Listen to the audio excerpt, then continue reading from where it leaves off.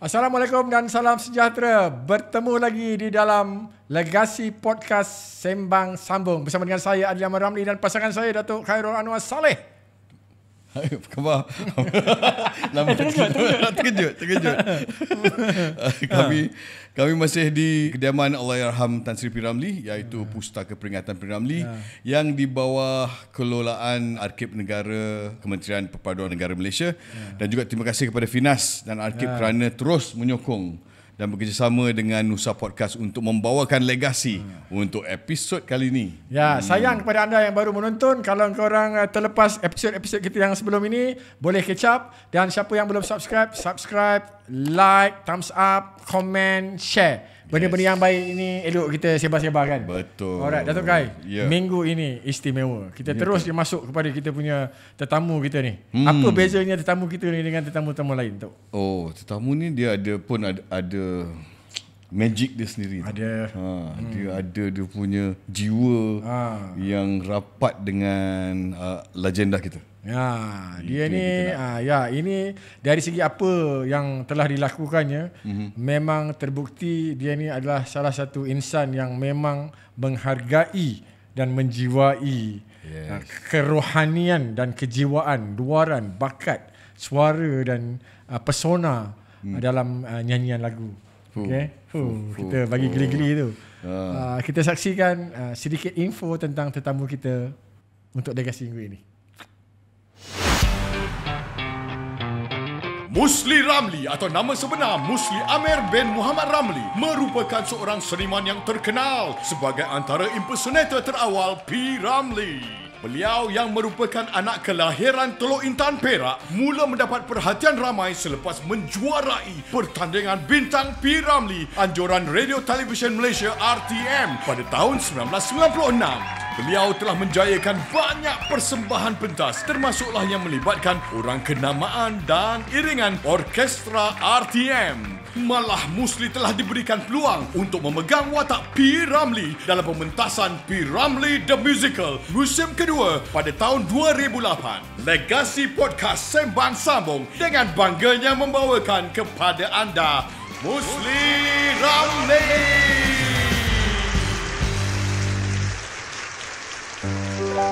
Andai dipisah Tepuk. lagu dan irama lemah tiada berjiwa.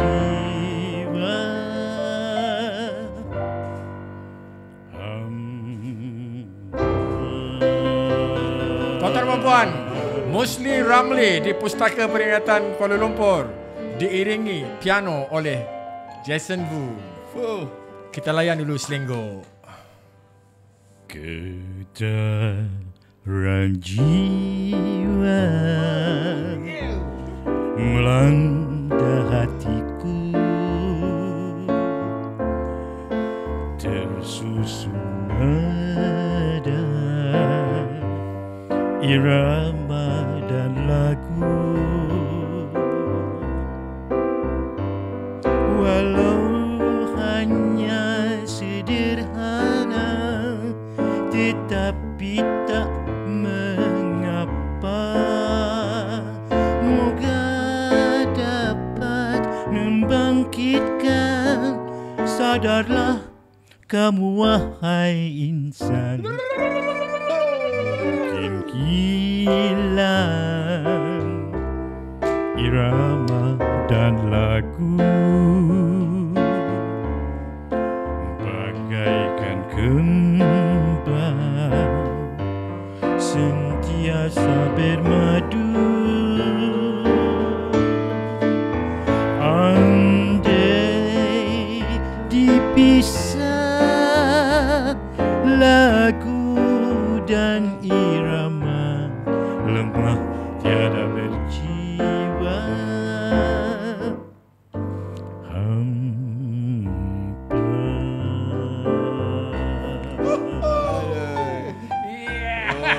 Itu dia. Musli, aku nak tanya kau. Ya. Sepanjang kau menyanyikan lagu-lagu P. Ramlee semua ni, lagu Getaran Jiwa ni, rasa-rasa kau dah berapa ribu kali kau dah nyanyikan?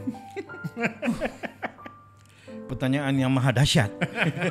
Rasanya dah beribu-ribu kali dah. Beribu kali Kerana inilah juga permintaan-permintaan daripada organisasi-organisasi, persatuan-persatuan dan juga apa-apa saja yang menginginkan saya membuat persembahan, pasti ada lagu Getaran Jiwa ini. Lagu wajib kan? Lagu wajib. Kerana pada saya lagu ini ada ruhnya. Definitely. Yang mungkin sampai sehingga menggetarkan jiwa. Betul. Lagu Getaran Jiwa ni dia punya reputation bukan saja tempatan, worldwide. Kan, orkestra luar negara pun dah cover lagu ni kan. Cuba kalau kita bayangkan dengan seni katanya yang baik, dengan gubahan lagu yang baik dan melodi yang sangat cantik. Yes. Gabungan di antara P. Ramlee, S. Sudarmaji dan kita tidak boleh lupakan juga Kasim Masdo. Terima kasih Mas Jo. Adunan yang sangat cantik dari dapur P. Ramlee itu sendiri. Okey, apa kata kita adunkan suara kita ni untuk chorus ni. Okey. Kita lanjut bang. But chorus. Andai dipisah lagu dan irama, lemah tiada berjiwa. Aku ambil tinggi boleh ya? Boleh.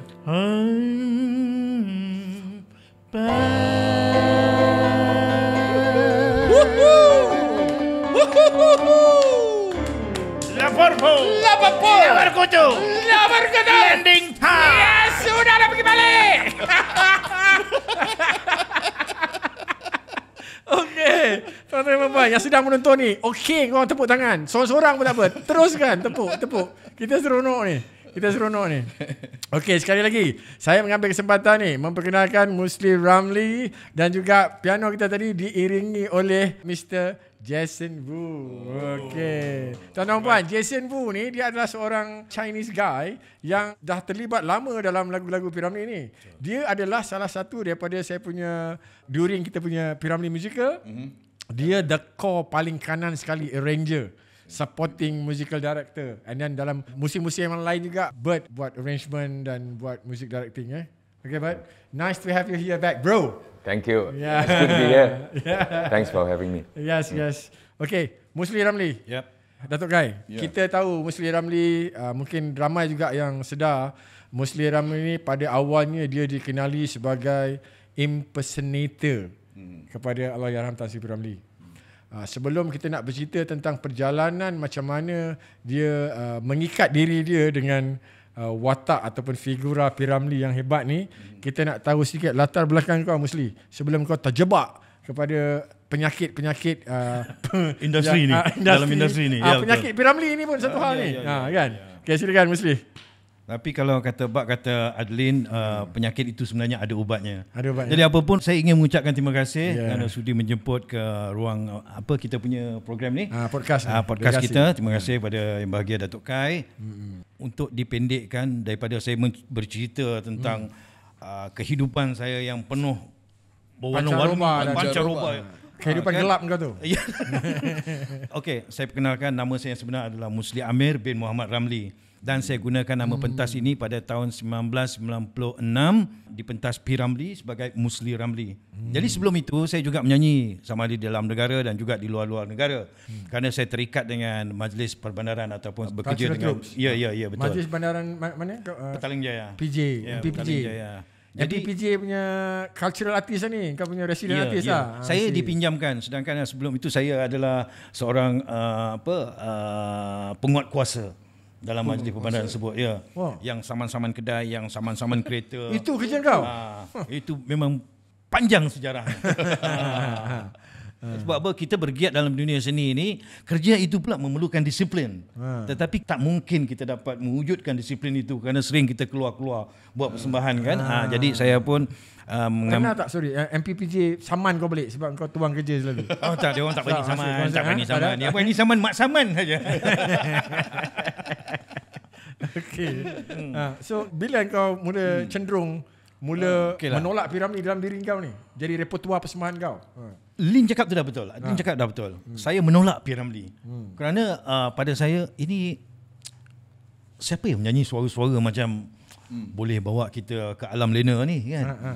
Jadi saya kurang berminat. Waktu itu jiwa masih muda lagi, suka lagu-lagu yang lebih rancak apa semua kan, yang sesuai dengan persembahan saya di luar negara. Banyak memainkan lagu-lagu Inggeris, lagu-lagu Cina, lagu Thailand, pelbagai lagu. Jadi lagu P. Ramlee ni agak terpinggir. Kecuali kalau saya menyanyi pun lagu bunyi gitar waktu itu, tetapi dalam versi yang lain, bukan P. Ramlee lah. Jadi saya mula menjebakkan diri dalam bidang seni. Lagu-lagu P. Ramlee ini adalah kerana penerbit di RTM, penerbit Bintang P. Ramlee itu sendiri merupakan rakan baik kepada ketua jabatan di unit kebudayaan saya ni. Jadi nama saya ni dipetik oleh ketua jabatan tadilah untuk setelah di-offer oleh pegawai penerbit tadi tu, dia kata, suruhlah budak kau masuk pertandingan Bintang P. Ramlee ni. Mana tahu ada can. Mana tahu ada can. Tetapi dalam peringkat-peringkat yang saya nak lalui ini juga, sebenarnya banyak saringan-saringannya. Saya perlu berlawan dengan peringkat zon, perlu berlawan dengan peringkat negeri, dan kemudian baru sampai ke peringkat kebangsaan. Dan alhamdulillah menyebelahi, dan di dalam pertandingan tersebut saya mendapat kejuaraan penuh, maknanya pemenang keseluruhan lah. Juara keseluruhan. Dari segi persembahan dan juga pasangan. Saya menang.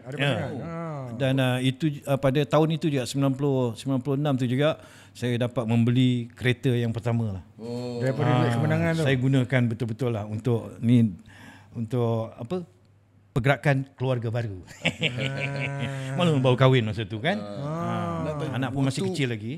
Persiapan untuk pertandingan tu, ada persiapan istimewa, kajian apa yang dibuat? Tidak. Langgar je. Kerana daripada mula yang saya katakan tadi, saya agak kurang cenderung ke arah lagu-lagu P. Ramlee. Jadi saya dan cara masuk saya pun ke atas kemahuan sendiri, atas dorongan daripada penerbit dan juga ketua jabatan. Tapi macam mana pun, kalau Allah nak mengatakan bahawasanya saya harus wujud sampai hari ini, maka didorongkan kepada saya. Dicetuskan dalam pemikiran saya membuat backdrop dan juga atau cara persembahan itu seolah-olah seperti kita melihat P. Ramlee beraksi dalam filem. Ada dialog, ada prop, ada gerak-geri dan sebagainya, perlakuan. Jadi benda itu yang menarik minat para juri ketika itu, dan saya mendapat kemenangan yang pertama, yang hakiki. Okay. So untuk yang final tu, maknanya bintang P. Ramlee anjuran RTM. Anjuran RTM tahun 1996, bermakna pertandingan Bintang P. Ramlee yang kedua di dalam peringkat kebangsaan itu sendirilah. Tahun yang pertama tahun 1993, saya 1996, dan dalam pertandingan itu juga saya rasa saya merupakan peserta ataupun peniru lah ya. Yang impersonator lah. Impersonator yang rasanya yang pertama kali yang membuat satu perubahan di dalam industri P. Ramlee ini. Kerana pada setiap persembahan pertandingan, apabila dipanggil namanya oleh pengacara, mereka tunduk terus menyanyi. Tetapi berlainan dengan persembahan saya tadi. Kau buat macam mana? Itu yang saya katakan dorongan tadi tu. Kau datang, Dinda.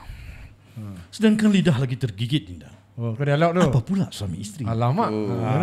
Jadi ada kuda, ada prop yang saya bikin daripada Kuala Lumpur tadi tu, saya bawa ke Sarawak. Habis penuh kapal terbang dengan prop saya saja. Tapi dalam masa yang sama, adat pertandingan, apabila kita memerlukan peringkat latihan, jadi peserta-peserta daripada Johor, daripada Perak, daripada Melaka, daripada Pening dan juga Sabah Sarawak juga, apa benda yang dibuat ni? Saya tengok lain, ada bawa barang pula. Jadi pihak penerbitan bagi masa pula untuk set up apa semua. Sungguh-sungguh betul lah ni. Bukan ada rasa cemburu, bukan ada rasa apa. Dia orang pelik. Ini pertama kali yang saya dapat buat. Dan selepas latihan, dia orang tanya, boleh tak nanti pinjam saksofon? Saya kata, okay, no problem. Saya bagi saja. Dan peserta itu dapat nombor 2. Alhamdulillah. Kerana saya tidak memikirkan itu menjadi hak saya yang tidak perlu dikongsi. Dan saya boleh berkongsi. Dan bila ada latihan yang kedua pula, saya tengok ada yang bawa taman. Dia ikut kau lah. Dia jadi dah memang dah rasa macam terinspirasi lah, macam pesta pula pertandingan tu. Dah jadi satu yang indah, yang seronok untuk dikenangkan. Daripada rasa takut, peserta-peserta rasa takut, dan mula mereka mencari-cari dialog. Ada yang minta tolong, ada itu kita berkongsi seperti adik-beradik. Jadi ini satu pertandingan yang saya rasa saya dapat merubah suasana industri itu sehinggalah hari ini pertandingan itu perlu mempunyai dialog dan juga lakonan Yang menyeluruh lah, terhadap P. Ramlee itu punya impersonation kan. Kira benchmark juga lah. Dan itu kau punya titik tolak kau. Selepas itu maknanya bila kau champion, kau menang, adakah dan kau terus mengconvertkan diri kau bahawa inilah jalan aku, memang P. Ramlee aku paku. Mengconvert dengan izin. Dengan izin. Ya, ada sebahagiannya saya meletakkan diri saya, terpaksa mengkonvertkan diri saya ke arah P. Ramlee tadi. Tapi macam mana pun, sebagai adat orang yang baru, saya rasa itu dalam 4 lagu yang saya faham lagu P. Ramlee. Kerana dalam peringkat latihan lagu lain, dalam pertandingan akhir 2 lagu lain. 4 lagu aja. Jadi selebihnya bila saya menang juara balik ke Kuala Lumpur, saya dapat tawaran daripada Pulau Pinang, Melaka, Johor dan sebagainya. Saya harus mentelaah banyak lagu P. Ramlee. Masa tu mulalah tak ada lah, biasa je sebab saya tak dapat lagi. Roh tadi tu tak sampai lagi. Maknanya di situ saya biarkan masa terus berlalu dengan apa yang boleh saya pelajari tentang P. Ramlee itu. Tapi tidak secara menyeluruh dan tidak secara fokus. Fokusan yang inilah. Tidak terlalu fokus sangat. Apa yang Musli buat untuk mendalami lagi dan memfokuskan lagi supaya selepas menang tu dapat jemputan-jemputan, apa yang dibuat yang perlu untuk persembahan-persembahan P. Ramlee? Kata orang tua-tua, kalau tidak ada akar, kalau tidak ada akar, rotan pun berguna juga. Kalau tidak ada rotan, akar pun berguna juga. Jadi kalau saya tak dapat mengecapi mutu dan juga kualiti P. Ramlee dari sebaik P. Ramlee dari sudut suara dapat. tadi, saya cari jalan. Pakaian. Mulalah kasut. Lepas tu mulalah gesek rambut. Pakai minyak yang paling banyak sekali. Saya rasa gel. Bermodal sikit lah. Sebab ada show-show sebelum tu kan. Mula-mula tu dapatlah dalam 1,000, 1,500 kan. Malah kecil pada itu. Tapi saya alhamdulillah saya tidak memandang pada duit waktu tu. Sebab waktu tu saya seronok untuk menempa nama. Menempa nama. Jadi kau memang kena invest lah. Kau tahu kau kena invest. Ada kegairahan, tidak dinafikan. Dengar dekat ni, besok dalam corong radio ada sebut nama Musli. Ini rasa syok sendiri lah. RM5,000 lah kejap. Kan. Artis lah. Lepas tu dapat pula tanda tangan pula kan. Orang minta tanda tangan, rasa macam seronok, gairah dan sebagainya. Okey. Tuan-tuan dan puan, jangan ke mana-mana. Kita bersama dengan Musli Ramlee dalam Legasi Sembang Sambung Chorus. Andai dipisah lagu dan irama, lemah tiada berjiwa.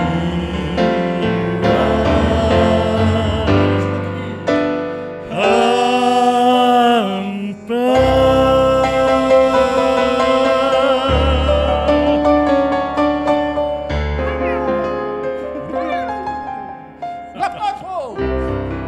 lawan kutu. Landing time. Landing time. Jumpa lagi.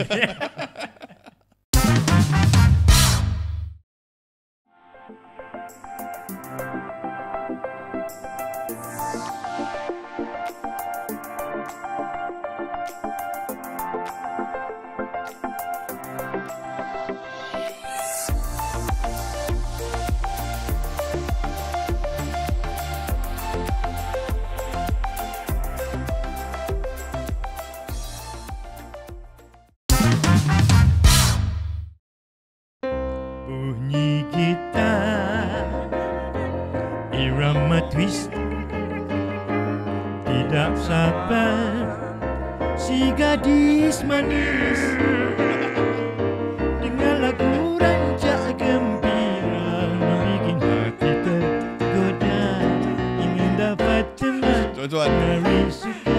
selamat kembali dalam Legasi Podcast. Okey, sabar-sabar. Kita dah on dah tengah roll ni. Jaga kelakuan. Jangan terbawa-bawa. Okey. Ya, kembali. Okey. Musli Kita Ramlee, kembali. tepuk. Ya. Okey. Musli, kita sambung sembang kita tadi. Berpuluh tahun Musli buat impersonating ini untuk meniru gaya P. Ramlee. Apa yang Musli buat untuk mendalami kejiwaan dan kerohanian serta kebatinan P. Ramlee untuk sampai kita rasa bila saya menonton P. Ramlee musical yang Musli punya version, kita macam kita terbawa. Kita melayang sampai this is the man. Alhamdulillah. Okey, pertamanya saya mengucapkan ribuan terima kasih kepada saudara Adlin kita yang mana dia kerana Kena tepuk. Bunyi gitar. kerana kalau tak ada usaha-usaha untuk menjemput saya bersama dalam musikal tu, saya tak tahu apa yang nak jadilah. Di antara satu tanda aras yang boleh saya dapat dalam pencapaian dalam industri ini. Jadi sebenarnya kalau sehingga hari ini telah mencapai 28 tahun. 28 tahun. Maknanya pada tahun 2008 dulu saya dah mengecapi sesuatu yang saya dapat rasakan perlu kita mengkaji P.Ramlee dan saya dapat merasa itu. Saya dapat merasakan dan saya sertakan dengan doa-doa kerana untuk pengetahuan, teater musikal tu adalah merupakan yang pertama sekali yang saya Pernah terlibat dalam lakonan yang dalam serius, dunia teater. Dia perlu ada result immediately dari penonton yang akan menonton, dia nak melihat satu pencapaian, yang ni boleh, yang ini tak boleh, result dia masa tu je. Jadi benda ni sangat-sangat menakutkan. Tetapi saya mengambil satu pendekatan seperti P.Ramlee. Sebagaimana pada tahun 1955 dia mengambil peluang untuk menjadi seorang pengarah dalam filem Penarik Beca. Jadi saya harus mengambil titik tolak daripada situ untuk menerima musical P.Ramlee itu sebagai satu percubaan untuk saya. Kau mengambil semangat yang sama lah. P.Ramlee punya first directing dengan kau punya first appearance sebagai pelakon yang betul-betul menjiwai. Maknanya kalau kita bayangkan di situ, maknanya saya mengambil keseluruhan jiwa P.Ramlee tadi. Kerana musical tadi itu menceritakan tentang P.Ramlee dari sebelum menjadi bintang filem, audition, pergi dan menjadi seorang superstar, kan? Jadi saya perlu mengambil satu pelajaran kat situ. Pelajaran di situ bahawasanya saya perlu meletakkan satu rasa yang P.Ramlee itu sentiasa ada bersama saya. Di dalam bilik latihan waktu itu pun saya tutup segala lampu. Aku tutup lampu, Lin. Tapi kau tak masuk macam gelap je, apa dia? Isap dadah ke? Tutup lampu waktu itu. Kau wirid lebih kurang macam tu lah. Kau macam tak adalah menurun. Bukan. Janganlah melampau sangat. Aku nampak macam ada asap-asap sikit keluar pada corong bawah. Tak. Itu perkara yang dilarang sebenarnya, kan. Jadi sebenarnya waktu itulah waktu yang terbaik untuk bermunajat. Memunajat dengan Allah, maknanya kita minta kalau boleh segala usaha yang kita lakukan ini adalah untuk kebaikan diri aku dan juga seluruh produksi tadi. Jayakanlah, ya Allah, ya Tuhanku, berikanlah aku kekuatan untuk aku menjayakan ini. Kerana satu, kalau saya ceritakan Datuk Kai, ni Adlin ni lah, setengah jam saya berlatih dengan Imelda, kemudian saya dapat berehat setengah jam, masuk balik dengan Melissa Saila. Berehat lagi setengah jam, masuk pula dengan Liza Hanim. Agak-agak dialog tadi saya boleh pass ke? Habis macam angin lalu semua. Itu yang saya takutkan. Sebab teater ini adalah kesinambungan dialog itu amat penting. Sehingga kan satu part tu saya dah jadi macam memandai-mandai bersama dengan Melissa Saila. You balik lambat apa tu? Kalau you balik lambat I keluar. Kalau you keluar I balik lambat. Jadi benda tu terdiam sejenak, orang bertepuk tangan dan saya kekalkan, dan Adlin juga minta kekalkan. Jadi benda tu sesuatu yang indah lah. Maknanya ada juga yang sesuatu yang menerpa dalam fikiran waktu itu, boleh diguna pakai. Kai, yang Muslim masukkan ni P.Ramlee second season. The first season was Sean Ghazi. And then bila of course lah kita kenal P.Ramlee dan aku sangat appreciate dengan apa yang dia bawakan, cubaan dia. Dan of course bila kita ada projek yang sebesar macam P.Ramlee musical itu, and of course maknanya aku seboleh-bolehnya, of course lah, Tiara pun ada imaginasi dan fikiran-fikiran dia tentang musical actor yang ada background. That's where Sean Ghazi mengambil ruang.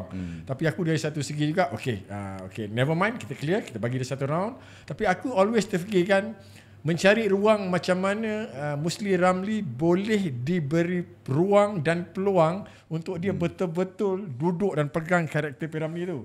Bukan dalam short form yang kau buat gimmick-gimmick 5 minit, 7 minit, buat main-main acah-acah. No. Betul. Kau kena dalami jiwa dia, kau akan menangis atas apa yang dia lalui, kau rasai sendiri ya. Dia gasak saya cukup-cukup. Itu aku punya contribution yang aku rasa untuk dia. tanda penghargaan aku pada dia. It's a big risk also untuk Dan saya sahut benda tu. Kerana adalah pemikiran saya terhadap P. Ramlee tadi begitu juga. Mungkin begitu juga beliau merasakan satu perlunya ilmu tadi untuk mendalami untuk lebih jauh ke depan lagi. Di dalam bidangnya. Kan? Dia dalam pengarahan dan mungkin saya dalam bentuk lakonan. Jadi itulah perlunya saya mendalami sisi arwah yang kita kurang jelas, kita cuba jelaskan dalam pembelajaran kita. Dari kacamata Musli Ramlee sendiri, P. Ramlee ni, apa keistimewaannya seniman bernama P. Ramlee ni? Bagi saya, Allahyarham Tan Sri P. Ramlee ini dia ada kelas yang tersendiri. Kalau disebutkan tentang keistimewaan, dia mengatasi keistimewaan itu. Kerana apa dalam fikirannya, beliau ni adalah seumpama pilih air yang dipasang dan dipasang getah. Dan kita tahan getah tu di ujung.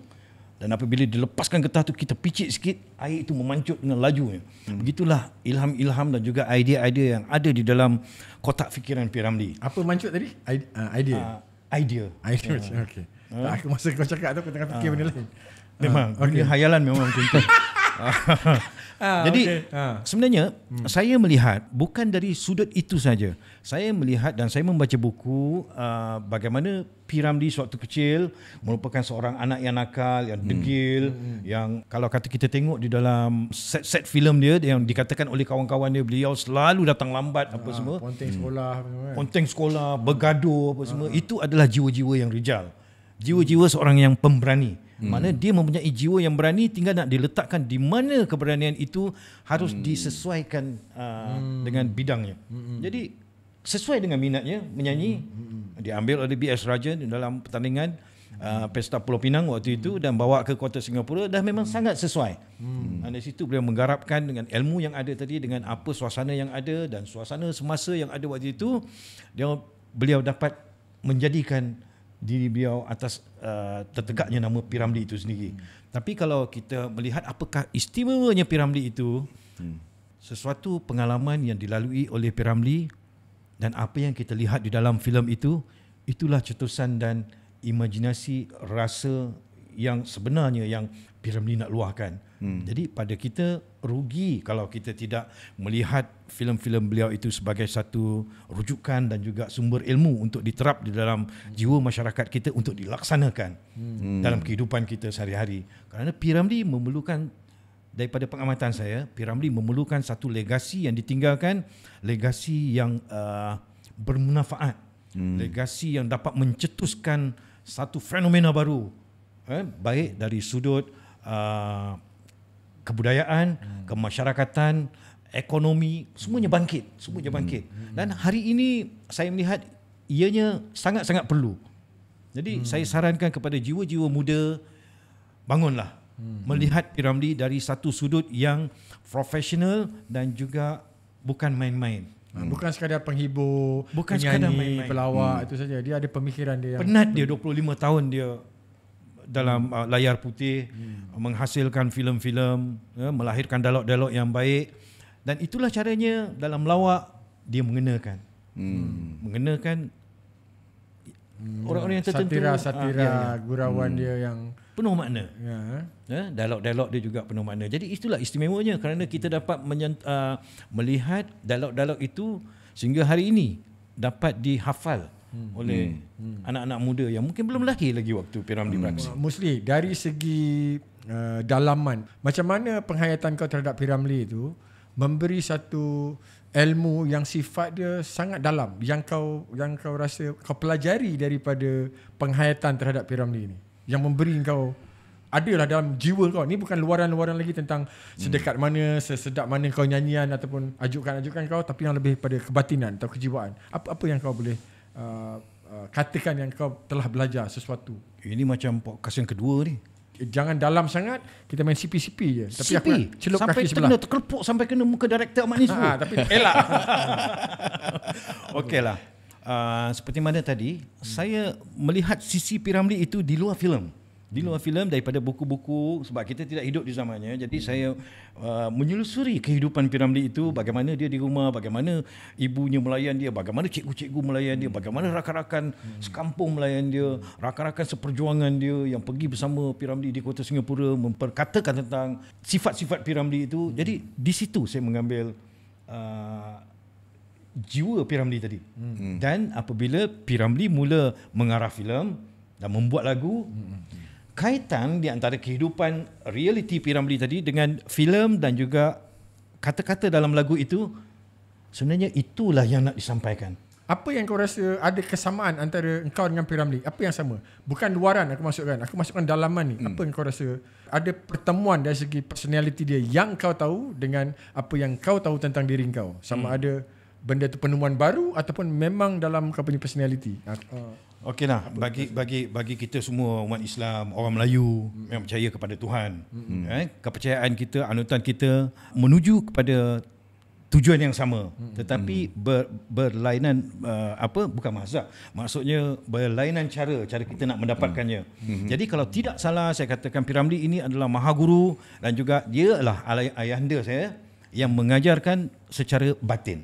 Ini kalau cerita ni macam pelik sikit, tapi bukanlah dia datang dalam mimpi atau sebagainya. Bila kau cakap batin ni aku terus teringat. Ini aku nak tanya, Getaran Jiwa memang wajib kau nyanyi. Jeritan Batin, bukankah dia mesti dalam top 3 juga dalam permintaan lagu-lagu bila kau buat persembahan? Kau tak payah nak tanya banyak sangat. Kau nyanyi Jeritan Batin sekarang.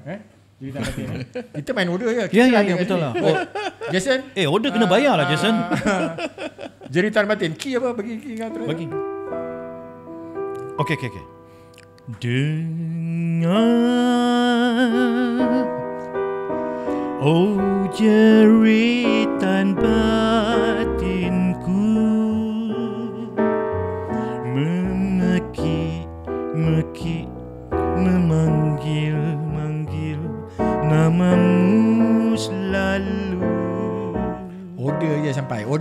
Sehari rasa sebulan, hatiku tiada tertahan. Ku pandang kiri, ku pandang kanan, di kau tiada risau. Batinku nangis risau, makin kau jauh, makin hatiku bertambah kacau. Mengapa kita berpisah, tak sanggup menahan asmara. Oh dengarlah jeritan batinku.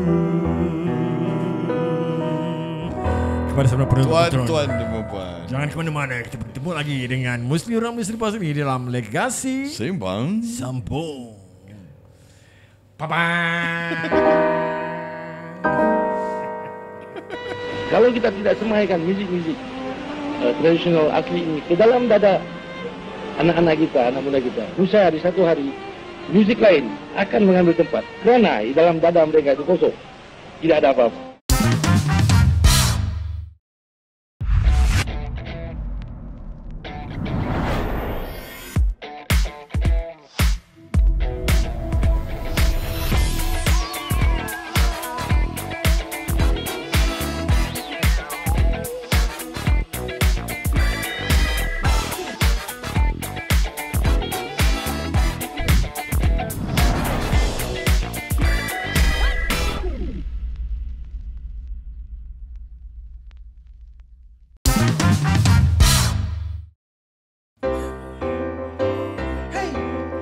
Oh,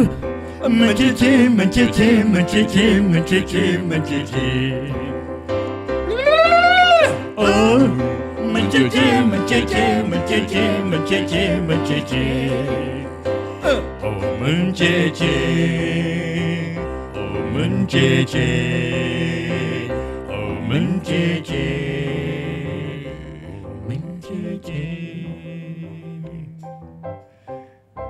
paling besar sekali tu. Yang paling besar.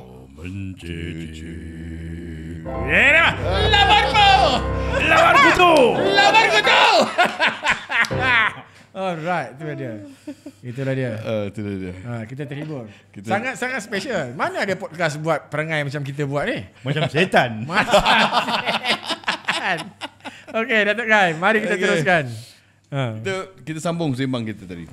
Boleh tak Musli ceritakan penglibatan Musli dengan tokoh-tokoh negara yang sebelum ini yang banyak memberikan sokongan dan penghargaan yang kuat terhadap Tan Sri P. Ramlee. Okey. Kalau kita bercakap tentang ini, di mana dalam negara kita serba tahulah yang berbahagia Tan Sri Ahmad Sarji dan juga Pehin Sri Sarawak memang sangat-sangat meminati Allahyarham Tan Sri P. Ramlee. Dan saya pernah tinggal di rumah Pehin Sri untuk satu malam, daripada pagi sampai ke malam, sampai ke pagi esoknya lagu P. Ramlee saja. Lagu yang tidak pernah saya dengar pun ada juga. Tapi malangnya saya tak sempat untuk minta kopi ke apa ke. Jadi itu tak dapat lah. Lagu-lagu tu mungkin terlalu bagi dia kan. Tapi Allahyarham Tun Pehin Taib Mahmud kan, dia memang nama dia tu memang kalau dia dikaitkan dengan Allahyarham Tan Sri P. Ramlee, dia tu macam pejuang tegar dan pendukung paling kuat lah ya. Dia bukan baru, dari tahun 60-an 70-an lagi. Sedangkan wajahnya pun seakan-akan Tan Sri P. Ramlee. Ada juga Sama juga Tun Ahmad Sarji. Tun Ahmad Sarji Musli even masa aku menulis karya P. Ramlee musical, dan sekarang ni untuk program projek biopic ni pun memang kita dua buku dia tu, The Bright Star dengan Erti Yang Sakti tu, itu memang kerjasama menjadi rujukan yang sangat-sangat penting. Dan itulah dia tuan-tuan, maknanya connection between P. Ramlee ni bukan saja dihargai oleh orang-orang marahin macam Musli ni dengan keupayaan dan apa yang dia boleh buat, tetapi juga di pelbagai lapisan. Dan dua tokoh yang kita sebutkan tadi ni adalah antara satu petunjuk di mana pada peringkat tertinggi pun sebenarnya mereka boleh memberikan apresiasi yang tinggi terhadap Allahyarham. Dan untuk generasi kita yang masih lagi muda ni, millennial punya era ni, saya rasa mereka perlu diberi pendedahan yang lebih, dan juga mula meneliti karya-karya bukan saja lagu tetapi filem, untuk kita tahu sejauh mana sebenarnya P. Ramlee telah memberikan kita footprint yang very strong untuk kita legasi budaya kita kan. Tapi macam mana kita nak tarik minat anak-anak muda untuk mengenal P. Ramlee? Pada pandangan doktor lah. Doktor juga dia ni. Pasal dia bukan doktor yang merawat, dia ni doktor yang sakit. Aduh, dia ni macam Dr. Rusdi pula. Okey. Li, macam mana Li? Pada pandangan kau lah sekarang ni. Okeylah. Lebih lagi era social media, era TikTok ni kan. Saya suka mengambil perkara yang dulu. Okey. Awal penglibatan P. Ramlee, bukan awal lah. Ketika P. Ramlee sedang berada di kemuncak. Memang ramai peminat-peminat P. Ramlee. Dan di waktu itu juga dalam gelanggang filem ada dikepilkan juga borang untuk menyertai persatuan peminat P. Ramlee. Dan masing-masing gelanggang filem itu adalah nama majalah. Nama majalah. Dan setiap peserta yang involved dalam persatuan tersebut akan diberi satu kad kertas lah. Jadi sebab ada buku-buku yang diterbitkan tu, saya tengok ada keratan-keratan kad-kad yang ditunjukkan, oh ini zaman P. Ramlee. Jadi waktu itu pun telah ada satu daya usaha untuk mendekatkan jurang P. Ramlee. Dan apatah lagi P. Ramlee dah tak ada. Harus diwujudkan. Dan kita harap selepas podcast ini adalah satu bibit-bibit untuk mengadakan semula persatuan peminat P. Ramlee. Dan selain daripada apa yang telah diadakan oleh pihak-pihak berwajib seperti RTM dan juga badan-badan yang lain yang menerbitkan atau mengadakan pertandingan-pertandingan ini, tidak lain hanya untuk mendekatkan masyarakat dengan Tan Sri P. Ramlee tadi. Tetapi sebagaimana dekat, saya tidak pasti sampai ke mana, hala tuju yang bagaimana, dan juga result yang macam mana yang kita nak capai, kita tak pasti lagi. Tapi setakat hari ini hanya kita dapat mendengar anak-anak muda masih boleh menyanyikan lagu P. Ramlee. Masih lagi relevan, cukup bagus. Masih lagi, kita nak memperkenalkan lebih dalam lagi P. Ramlee di dalam jiwa anak-anak muda ini. Kita harus mencari jalan di situ. Mostly kita sedar dalam social media secara maya ataupun secara fizikal memang ada persatuan peminat P. Ramlee ini. Di Penang pun ada, di Sarawak pun kita dengar kuat, dan sebenarnya kita sedang meneroka untuk berjumpa dengan penggiat-penggiat persatuan ini untuk kolaborasi kita di masa akan datang. Kalau macam di Penang, kita alhamdulillah Datuk Kai, kita sempat berjumpa dengan Tan Sri Yusof Latif yang merupakan presiden, dan dia ni pun alhamdulillah rezeki dia sempatlah bernafas dalam ruang yang sama dengan Allahyarham Tan Sri P. Ramlee masa di Penang dulu kan. Cuma pada pandangan kau, dalam observation kau, dari segi persatuan-persatuan yang wujud, tapi di Kuala Lumpur saya rasa macam belum ada lagi persatuan peminat P. Ramlee Kuala Lumpur yang didaftarkan. Tak silap aku lah. Dulu ada sebenarnya dibuat oleh pengarah arkib bekas iaitu Zaki Hanum. Tapi saya tak pasti sama ada Kuala Lumpur ataupun menyeluruh satu Malaysia. Menyeluruh satu Malaysia. Tetapi berpusat di Kuala Lumpur. Yang macam Lin cakap tadi, ada yang di Sabah, ada yang di Penang, itu negeri-negeri. Tetapi apa yang saya lihat, penyelenggaraannya agak longgar. Tidak terkawal, dan ini harus didokong oleh badan-badan yang tentu untuk memberi mungkin modal untuk mengadakan sokongan yang lebih ketara lah. Otherwise macam memang kita pasti kalau kita tengok persatuan-persatuan ni secara domestik bersifat tempatan, mereka ada melakukan aktiviti macam ulang tahun dia, mereka ada buat benda-benda tu, pertandingan menyanyi kan, tetapi bersifat kecil-kecilan. Belum, saya tak rasa ada satu lagi gerakan betul yang ketara kan, yang berpusat di Lembah Kelang ataupun berpusat di kita punya sentral lah, sentral di Kuala Lumpur ni, untuk menghimpun dan menggabungkan semua komuniti-komuniti kecil ni dalam satu festival yang besar. Dan seharusnya benda tu, kita memang ada keinginan tu. Legasi kita harap kita boleh cepat benda tu, have the conversation and cuba menarik perhatian mereka-mereka ini supaya mereka boleh bersama-sama dengan kita lah untuk mengerjakan benda tu. Kerjasama dari arkib negara juga diperlukan, daripada pustaka peringatan yang mungkin untuk mengadakan pesta yang lebih lebih menjurus kepada orang ramai dapat berkongsi, dapat melihat sama-sama pakaian atau apa. Kalau masuk di sini untuk diadakan satu program agak sendat jadi tak sesuai lah. Itu macam kita punya ni, kita discussion kita dengan Kementerian Perpaduan Negara. Kita pun sedar, aku baru saja 1-2 tahun ni aware yang P. Ramlee rupanya diangkat sebagai ikon perpaduan. Jadi memang Kementerian Perpaduan Negara mengambil subjek matter P. Ramlee dengan kadar yang lebih serius. Banyak simposium ataupun convention yang dilakukan, pembentangan kertas-kertas kerja yang dibuat. Tapi pun macam yang Musli cakap tadi lah, kita tak boleh mengharap pada agensi ini saja. Saya rasa kita boleh menggerakkan dan berkolaborasi dengan diorang dengan lebih tersusun, dengan lebih terancang, supaya satu statement yang besar boleh dilakukan benda ni. Kita boleh ada, macam contohnya Hari Seniman. Kita memang baru-baru beberapa tahun kebelakangan ni kita mula menyambut Hari Seniman, tetapi kita belum ada impact sambutan ataupun perayaan yang sifatnya kebangsaan yang boleh menjadi signature. Saya rasa kita harus bergerak ke arah tu. Musli? Ya, betul. Apa pandangan kau? Sangat tepat. Dan harus ada satu tempat yang sesuai untuk diadakan untuk majlis hari tersebut. Ada bengkel, ada persembahan, ada temu bual dengan rakan-rakan penggiat-penggiat filem yang berkaitan dengan filem-filem P. Ramlee dan sebagainya. Itu yang saya nampak lah. Saya nak balik semula pada pengalaman Musli berlakon dalam teater musical. Minta maaf kita patah balik Kita patah balik. Jangan terlalu ni sangat takut tergelincir. Modal besar tu. Patah balik, tambah. Dia kita memang panjang tu. Ya. Sebagai pelakon, dia ada proses dia. Dia ada proses untuk mengenali watak dan penjiwaan. Tapi Musli memang dah bermain dengan subjek matter P. Ramlee dan meniru gerak aksi P. Ramlee dengan nyanyian sebelum-sebelum tu. Secara teknikal, secara kapsul yang kecil. Tapi kali ini bila berdepan dengan naskah yang sebesar itu, ada persiapan yang berbeza tak? Saya dah katakan tadi, persiapan untuk saya agak terhad. Agak terhad dengan pagi waktu latihan saya di gym, dengan latihan dialog lagi. Dan Dia juga workout masa tu.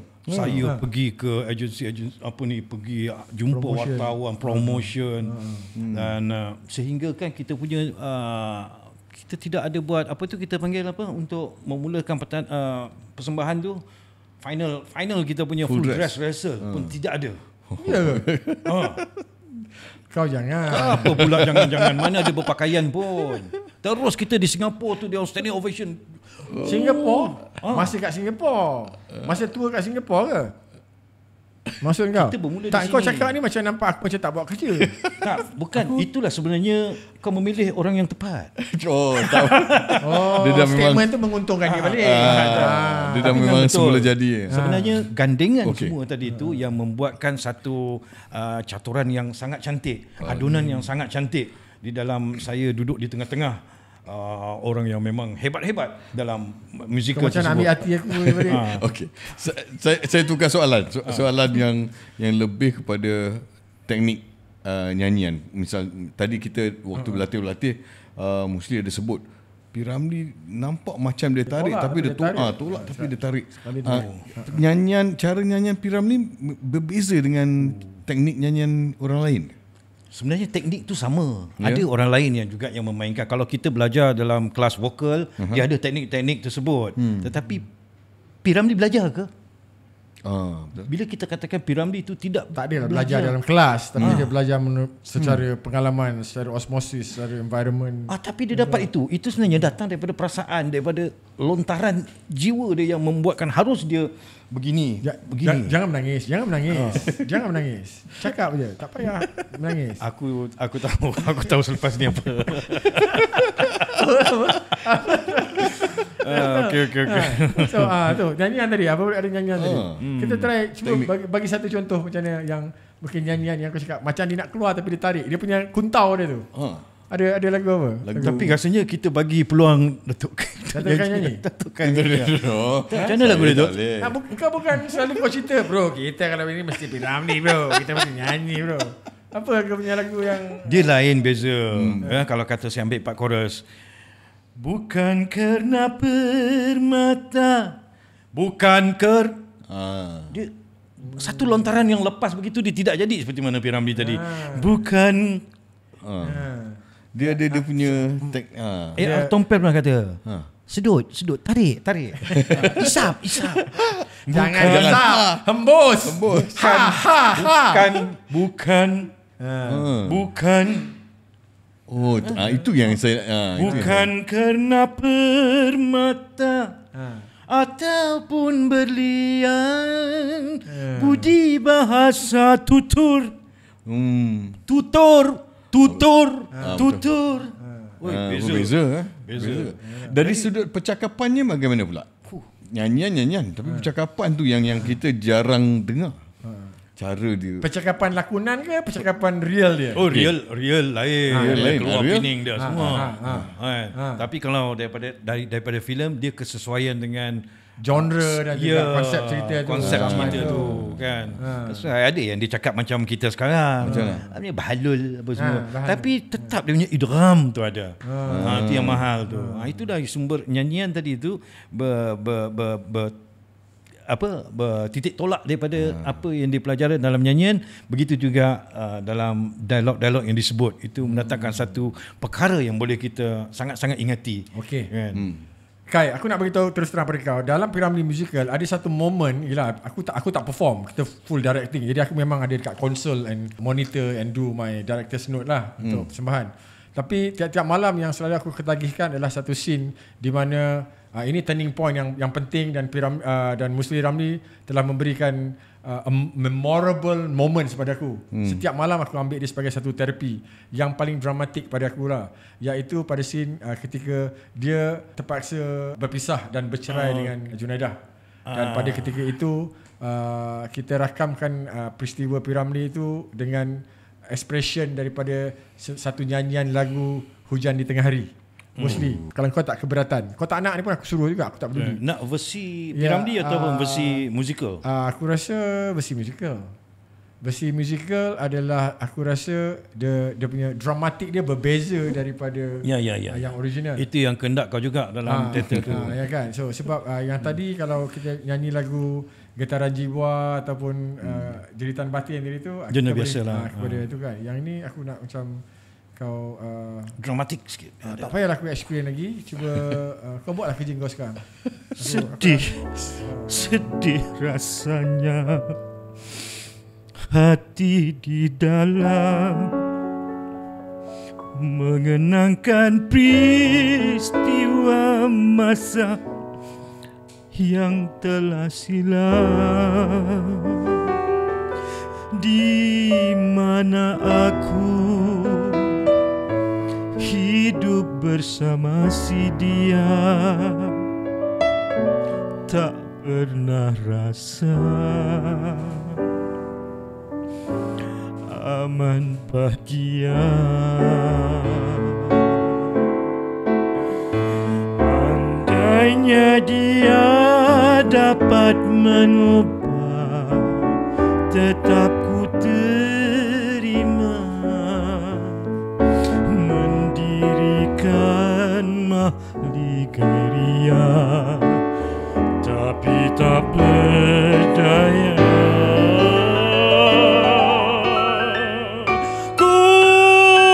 Sangka panas hingga ke petang, rupanya hujan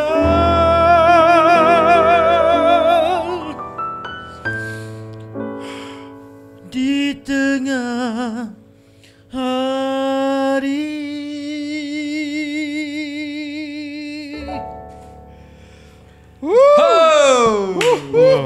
Terbawa aku Elin. Kita minum dulu.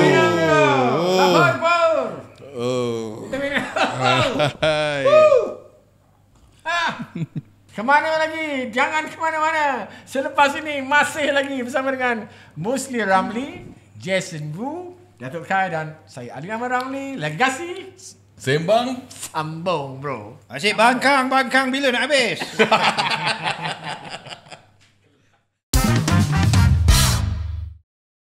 Berbeza kita tidak memisahkan. Hulur tanganmu, satukanlah hati. Sandarkan teman, bahumu bahuku, jalinkan perpaduan.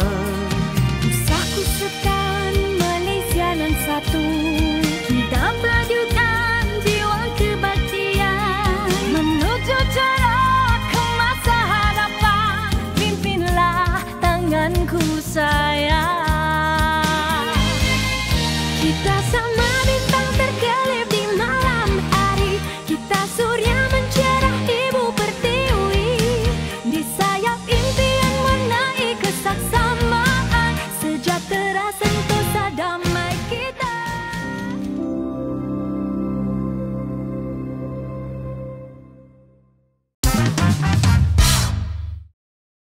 kita kembali lagi. Ya. Podcast Legasi Sembang Sambung bersama dengan Musli Ramli dan Jason pun.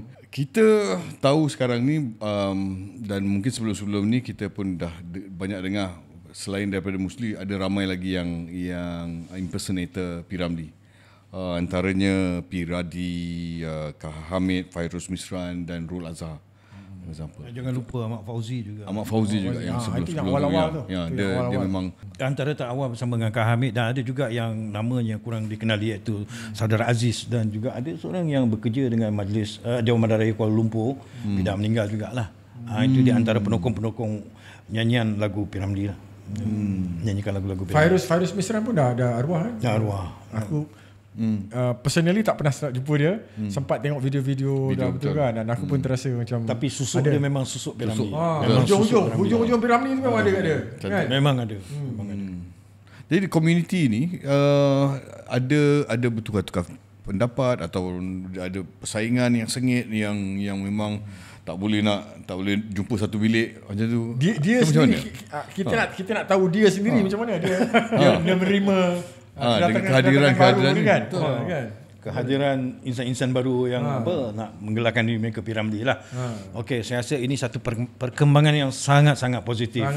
Dan harus diingatkan juga macam saya sendiri berjiwa pemikir. Saya melihat P. Ramlee dari satu sisi sudut yang lebih dalam. Maknanya melapisi. Saya korek sehabis mungkin lah. Dan masih lagi dalam pembelajaran. Dan kehadiran mereka ini, saya rasa ini satu peluang yang baik. Kerana mereka ini menolong saya untuk memungkinkan ramai lagi peminat-peminat P. Ramlee masuk ke dalam lubuk. Kerana tanpa mereka, saya yang penat bekerja untuk menarik peminat-peminat P. Ramlee ini.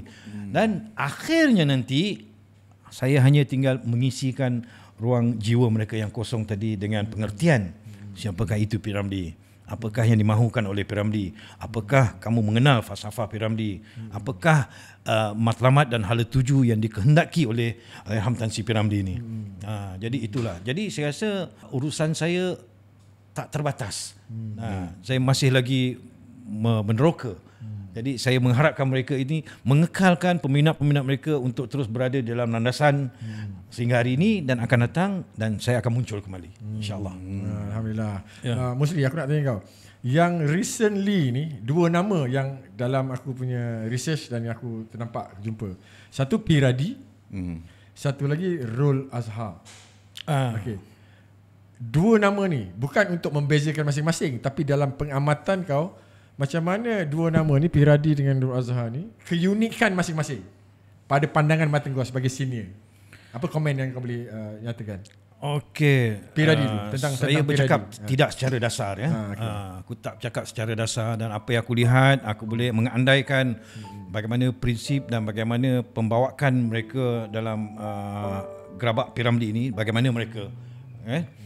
Kalau saya melihatkan Radi ini memang sejak zaman saya berada di Kemuncak dulu, persembahan sana sini, memang dia sering menyertai pertandingan dan saya selalu jumpa.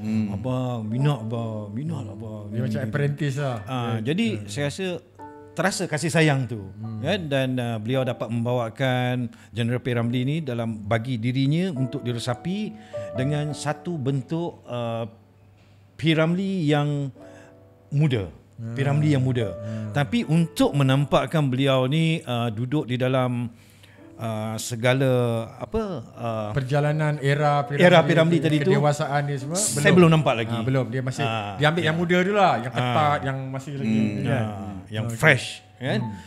Tapi alhamdulillah kerana rezeki beliau ni dan bersesuaian dengan zaman hari ini, medsos. Jadi memang cantik. Memang cantik.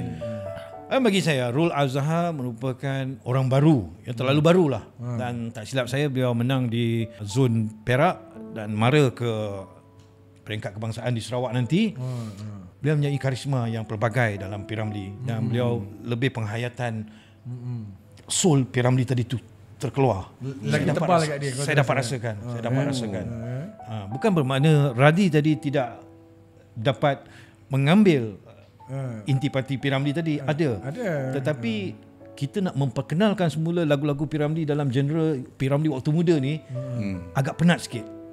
Memang penat, dan orang banyak kenal dengan lagu-lagu P. Ramlee dalam usia P. Ramlee yang 30, 40 kan. Jadi penonton-penonton yang belum perasan, kalau belum perasan, check out these two guy ni, P. Radi dan juga Rol Azhar. Dia orang ada di social media.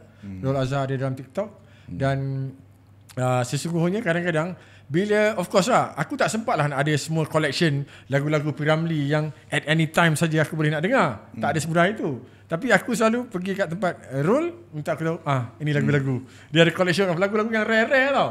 Tak semesti lagu-lagu yang komersial. Dia ada yang rare, lagu yang aku tak pernah perasan lagu ni. Aku tak pernah perasan. Itu yang uniknya lah. Dan aku suka dengan semangat kau, Musli. Bila engkau tak terasa tergugat, malah engkau rasa itu adalah satu perkembangan yang baik. Itu adalah penyambungan pada legasi generasi baru, macam mana mereka nak menghargai benda tu. Hampir saja apa yang kau pelopori, apa yang Ahmad Fauzi pelopori itu sudah disambut dengan individu-individu yang terasa terpanggil untuk melakukan contribution dan homage kepada P. Ramlee dengan sempurnanya. Dengan sempurna. Dan pada peringkat awal kehadiran tak silap saya Fairuz Misran. Masa tu saya terima pelbagai reaksi daripada peminat netizen. Habislah kau Musli, tak boleh cari makan lagi. Dia keluar komen-komen tu. Cari makan ni bukan kerana ada individu lain ke atau apa ke. Ini urusan Allah, nak bagi rezeki, orang akan nampak juga. Tapi macam seperti mana yang saya katakan tadi, benda ni adalah sebagai satu yang kehadiran yang saya sambut. Saya tidak meletakkan perlu ada rasa rendah diri. Dengan netizen pun saya tak mengatakan apa-apa komen yang boleh membalas balik ke, tidak. Tak perlu. Alhamdulillah bagus. Sebab apa? Dah sampai masanya untuk saya meneruskan pengkajian saya tentang P. Ramlee. Dan sebenarnya duduk diam saya ni sebenarnya lebih mendalami P. Ramlee tu lagi. Sebab ini berguna untuk mereka-mereka yang Fairuz bawa, kan, Radhi bawa, ataupun siapa saja akan datang nanti. Musli, kita nak ubah kita punya topik sembang ni kepada konten-konten yang telah dihasilkan tentang Tan Sri P. Ramlee. Dokumentari, program-program, bual bicara, seminar dan sebagainya. Tapi yang banyak terkesan kepada masyarakat umum ialah dokumentari yang diterbitkan, yang disiarkan di History Channel. Kerana di situ ramai yang terkesan, oh ini rupanya cerita P. Ramlee, oh kesian cerita P. Ramlee macam ni. Pandangan Musli sendiri tentang program tu bagaimana? Program dokumentari di History Channel tu pada saya itu satu perkara yang sangat bermanfaat dan perkara yang amat baik sebenarnya pada peringkat permulaannya. Tetapi harusnya kita fikirkan sehingga manakah program yang sebegitu dapat memberi arti yang sebenarnya kepada arwah Tan Sri P. Ramlee itu sendiri. Hanya sekadar kita nak menceritakan tentang anti climax dia dalam kehidupan dia, kejatuhan dia dengan bermacam-macam ceritalah yang harus kita fikirkan benar atau tidaknya. Kerana kadang-kadang bila ramai orang yang nak bercakap tentang P. Ramlee, saya pun tak tahu macam mana kan. Tapi sebab kalau saya sendiri dapat duduk di rumah dia, apa yang dia makan, apa yang dia minum, apa yang ada dalam kocek dia, saya bolehlah cerita, tapi saya tak ada. Tapi adakah mereka-mereka itu bersama dengan P. Ramlee di hujung usianya? Dan saya tadi baru balik dari tempat terakhir yang P. Ramlee selalu bersama dengan Shah, Datuk Tan Sri Shah, Syam Shah, di Petaling Jaya. Apabila saya sampai di situ, kebiasaannya ada satu aura yang sangat menyeliputi diri saya. Era kejatuhan. Tapi dengan siapa P. Ramlee duduk waktu itu? Dengan seorang jutawan yang Syam Shah. Saya tak fikir P. Ramlee tidak melarat macam tu. Saya tak fikirlah. Sebab ini dari pengkajian saya sebagai manusia boleh juga manusiawi tadi tu berkarier, habis langsung duit dia. Habis langsung. Sedangkan RM30,000 Malaysia yang dia dapat pada tahun 60-an apa semua tu, makan pun tak habis saya rasa. Tetapi dek kerana sifat tadi, ini saya masukkan daripada sifat peribadi dia. Adakah dia rasa gundah gulana kalau dia tak ada duit sekalipun? Tak rasa. Sebab apa? Dia sendiri suka bersedekah. Saya tak rasa benda tu. Dan saya rasa Saloma, Allahyarhamah Saloma sendiri pun saya rasa tidak merasa susah hati hidup bersama dengan Tan Sri P. Ramlee walaupun sehingga ke akhir hayatnya. Sehingga kan apabila beliau telah pun meninggal dunia, kasih sayang tidak lupus. Tidak luput, sedikit pun luput daripada kasih sayang bersama dengan Tan Sri P. Ramlee itu. Jadi yang saya nampak, Allahyarham Tan Sri P. Ramlee penuh dengan kasih sayang, dan duit dan ringgit itu bukanlah sebagai satu keutamaan dalam hidupnya sebagai manusia. Aku rasa kalau ini mungkin betul atau mungkin salah, tapi kalau aku rujuk kepada apa perjalanan dan pengorbanan yang P. Ramlee buat untuk karya seni dia dan untuk bangsa dia, untuk budaya bangsa dia, dia lebih prefer untuk dihargai daripada dikasihani. Sebenarnya betul. Aku rasa we need to position P. Ramlee pada tempatnya. Kalau kau mengukur seorang seniman yang memperjuangkan hidup dia demi masyarakat dia, demi kelompok sekitar pembikin filem pada era dia, banyak cerita yang menunjukkan macam mana dia ni bukan seorang yang soloist. tapi dia adalah team player yang sama-sama bergerak, bangun bersama angkatan daripada ketika itu kan. Dan dia memang, kalau kita nak ukur dia tu dengan hujungnya berapa juta atau berapa besar rumah dia, berapa banyak bisnes ataupun saham dia, aku tak rasa dia akan gembira untuk pulang begitu. Tetapi aku rasa mudah-mudahan Allah pelihara roh dia dan dia berada dalam keadaan tenteram, kerana kita boleh menghargai beliau dan mengakui bahawa beliau telah buat sehabis baik sebagai seorang Melayu bernama P. Ramlee. Dan of course, apa benda kejatuhan ataupun tragedi yang dia lalui, kalau kita nak katakan sebagai tragedi, adalah untuk kita bertanyakan balik kepada diri kita, adakah kita boleh rasa untuk tidak bertanggungjawab melayan dan memelihara ataupun menjaga seniman-seniman yang berjuang seperti mana P. Ramlee itu sekarang. Saya tak rasa kita harus mengulangi kegagalan-kegagalan kita, sebab saya boleh anggap environment pada ketika itu gagal untuk membantu dia supaya dia boleh berkarya dengan lebih baik lagi, kerana perjuangan dia tidak putus sampai ke hujung. Dia tak pernah pencen pun. Dia meninggal dalam keadaan satu perjuangan yang sangat-sangat special, di mana dia mula mengambil tanggungjawab untuk menerbitkan filem yang masih lagi boleh menggendong seni dan budaya falsafah Melayu secara konsisten, kerana tiada orang lain lagi yang buat benda tu. Dan dia pun bersama Hashim Shah memasuki lingkaran perniagaan sebagai pemilik panggung, kerana itu adalah masalah sinema Melayu pada ketika itu. Itu perjuangan akhir dia. Itu kita punya final pitch. Dan untuk itu Allah Ta'ala kata, sampai masa, that's it. Kau dah rentas banyak perkara, biarkan generasi yang seterusnya untuk menyambung legasi itu. Dan untuk panggung wayang filem yang last kali Bumi Putera miliki, itulah dia pawagam Rumpun Melayu yang ditukarkan kepada pawagam P. Ramlee setelah dia meninggal. 3 tahun ke 4 tahun running, after that gone. Sampai sekarang tak ada seorang pun yang berjaya meletakkan satu baris dengan apa yang P. Ramlee buat. Tak payah cakap dia punya kreativiti lah. Kita cakap dia punya vision as the mover and the shaker pada ketika itu. Wow. Dia perlu dihargai rather than dikasihani. Saya melihat P. Ramlee ni mempunyai suara-suara yang keramat juga. Tatkala pada tahun 1964 beliau pada tahun itu juga terpaksa berpindah ke Kuala Lumpur, dan ketika itu di dalam filem Tiga Abdul dia ada melontarkan satu dialog, rumah yang bakal runtuh lagi 3-4 tahun lagi bakal runtuh. Dia kata dia nak hadiahkan rumah ini. Rumah yang bakal runtuh lagi 3-4 tahun apa semua kan. Memangnya waktu itu 1964 dia pindah ke Kuala Lumpur dan tak berapa tahun lepas tu MFA. So that is dia punya indication dalam keramat. Jadi ini sebenarnya kita harus bersyukur dan berterima kasih kepada Allahyarham Tan Sri P. Ramlee, dan syukur lebih-lebih lagi kepada Allah Subhanahu Wa Taala kerana telah melahirkan P. Ramlee untuk masyarakat kita ni di tanah Melayu ini. Kerana pada saya beliau ni adalah seorang yang memandang tinggi pada perkara-perkara yang kita rasakan pincang di dalam masyarakatnya, dan dia cuba memperbetulkan, tetapi masyarakat masih belum dapat menilai dengan teliti maksud dan hasrat yang nak disampaikan.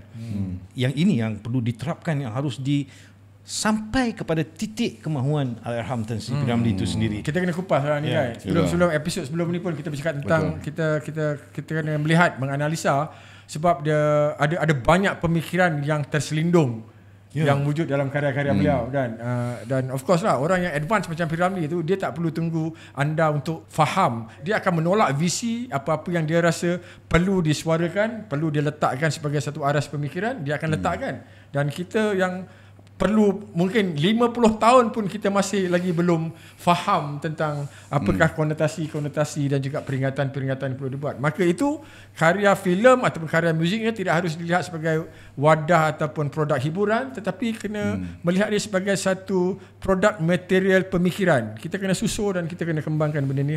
Di tahun-tahun terakhir Tan Sri P. Ramlee, tahun 71 tak silap saya, dia sering berlakon dalam drama. 2 drama yang dilakonkan adalah Intan dan juga satu lagi Rantau Selamat. Rantau Selamat. Kalau kita menganalisi lagu seni kata, lagu-lagu menganalisi ke menganalisa? Menganalisa. Analisis salah. Analisis. Analisis. Okey. Seni kata tersebut ia mempunyai kaitan dengan harapan akhirnya. Oh ya. Okey. Kaitan yang harapan yang akhirnya.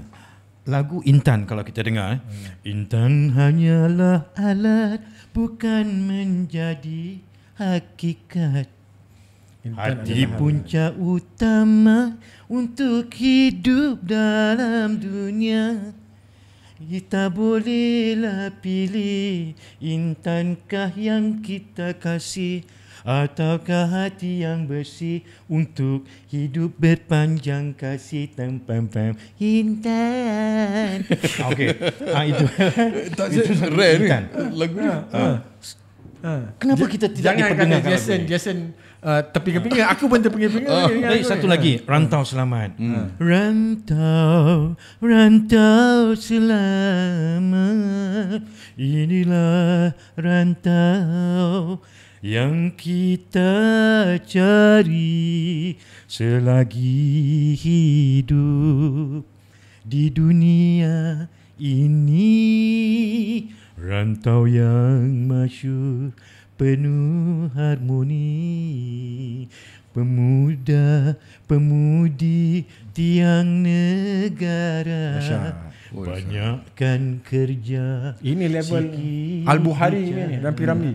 Belajar rajin apa saja untuk ini kena panggil bomoh ni kan. Ni dah dan nusa. Dia kena panggil bomoh. Jauh tinggi harapan. Betul. Aku hampir kat tadi saman bomoh tadi tu. Macam Musli dalam ni. Okey. Soalan terakhir. Soalan terakhir. Kita sedang mempersiapkan sebuah projek terbaru, biopic Piramli. Harapan Musli yang patut kita angkat, Adlin akan menulis dan mengarah dalam filem ni. Apa yang Musli harapkan yang harus ada dalam filem ni? Okey, tak silap saya pada 2 bulan lepas tak silap saya lah, saya dipanggil oleh Adlin untuk datang ke office. Saya fikir mungkin untuk podcast ni apa semua, tapi bila dia sebut dia nak bikin satu filem atas kerjasama dengan Tok Kai, saya rasa ini usaha-usaha yang sangat baik. Kemudian saya tidak tanyakan apakah peluang saya ke atau apa ke, sebab saya rasa diri saya pun dah, kalau 20 tahun dulu mungkinlah saya berusaha juga untuk mujuk dia, panggil lah saya kan. Tapi saya rasa dah tak perlu. Apa saja bantuan, bagi tahu aku Dil. Ni Adlin bagi tahu. Tapi kau kena ada dalam tu mesti. Tapi tak semesti sebagai Piramli. Banyak karakter-karakter lain, tokoh-tokoh muzik dan karyawan dalam tu yang kita ni. Kau perlu ada, itu kasih sayang aku pada kau. Aku cakap kau betul. Kau boleh semolot dengan aku bila kita off ni nanti, kita boleh. Tinggi penghormatan tu tuan-tuan. Kau perlu ada. Semua orang-orang yang ada hal dengan Piramli, yang menghargai Piramli, semua ada hal dengan aku. Automatik dia saudara aku. Aku cakap terang bro. Ya, betul. Di mana sudut, apa bahagian, apa tugas yang terpaksa digalas, atas dasar untuk menjayakannya, apa saja saya sanggup, insya-Allah. Selagi kesihatan dan kemampuan saya ada. Walaupun tanpa bayaran. Ini yang bagus. Semuanya sedekah dan amal. Apa sahaja kau ketawa macam tu? Okey, tuan-tuan dan puan, kita berada di hujung rancangan dan bercakap dengan orang macam Musli ni, yang sedalam Musli ni. Of course, sebenarnya kita tak ada masalah untuk mencongkil daripada satu kitab.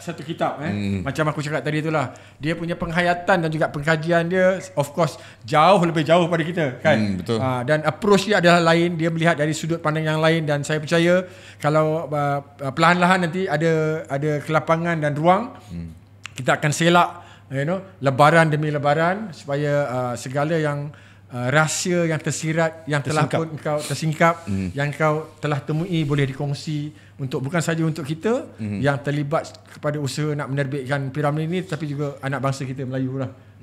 Saya ucapkan terima kasih bagi pihak Nusa Podcast dan juga Tanah Air dan Musli sebagai sebagai cendera mata dan cendera hati lah. Ini kita hadiahkan kepada anda buku bertajuk P. Ramlee Tiada Yang Kedua, ditulis oleh Hidi Ali Razali. Kau kenal lah budak Hidi ni? Kan? Terima kasih. Dan kita dia ni adalah barang scalpel kan? barang scalpel kan. Ada sakit-sakit juga. Ada penyakit-penyakit juga. Penyakit P. Ramlee. Jadi dia adalah salah seorang daripada kita punya pemain kuat dalam kita punya kerja-kerja research kita. Dan saya mengambil kesempatan ni mengucapkan terima kasih kepada Patriot Publishing kerana menaja koleksi buku-buku ini untuk dihadiahkan kepada kita punya tetamu-tetamu. Alhamdulillah. Datuk Kai. Yang ni pula satu lagi Datuk Kai. Satu lagi, salah seorang lagi kita punya researcher, saudara Dania Kadir, yang menulis 2 buah buku. Satu membedah P. Ramlee, kita panggil dia doktor. Daniel Kadir membedah wayang gambar. Membedah wayang gambar. Ditulis oleh Dubuk. Dubuk. Okey. Jadi ini kita punya cendera mata kepada engkau. Tiga-tiga. Dalam ni siap dengan kita punya ni dedikasi daripada penulis dan juga Datuk Kai dan saya. Okey, terima kasih. Kurang-kurang nanti hujungnya bila akan datang bila kau dah meninggal nanti dia akan jadi harta. InsyaAllah lah. Tapi kalau boleh sebelum meninggal tu aku nak lepaskan satu buku juga. Kau kena wajib. Kena buat. Wajib bro. Itulah dia. Kena. Wajib. Salam. Terang menjadi gulita cahaya indah tiada. Kau teruskan nyanyi. Tuan-tuan dan puan, kita takkan berhenti di sini untuk terus menghargai Allahyarham Tan Sri P. Ramlee. Saya ucapkan terima kasih kepada anda semua yang setia menonton kami daripada awal siaran hingga ke penghujung episod kali ini. Datuk Kai? Terima kasih kepada terutamanya kepada Arkib Negara dan Kementerian Perpaduan Negara Malaysia.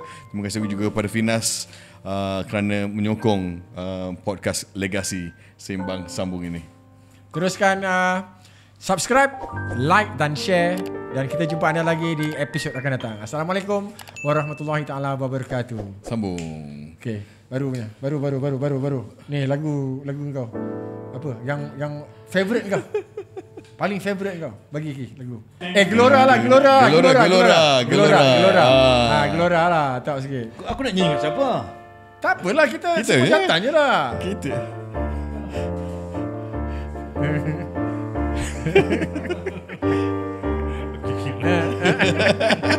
Situ. Jiwa rasa gelora kasih pada teruna bukan kena intan permata kerana budi bahasa kasih bukan sayang bukan mainan jiwa dan raya tadi taruhan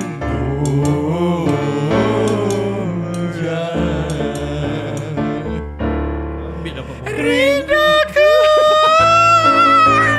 badan rinduku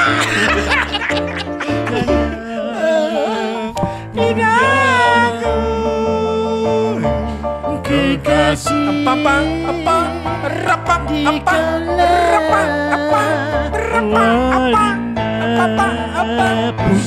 puspitaku. Sudah lah. Sudah pergi balik dah. Dia apa dah? Ending time.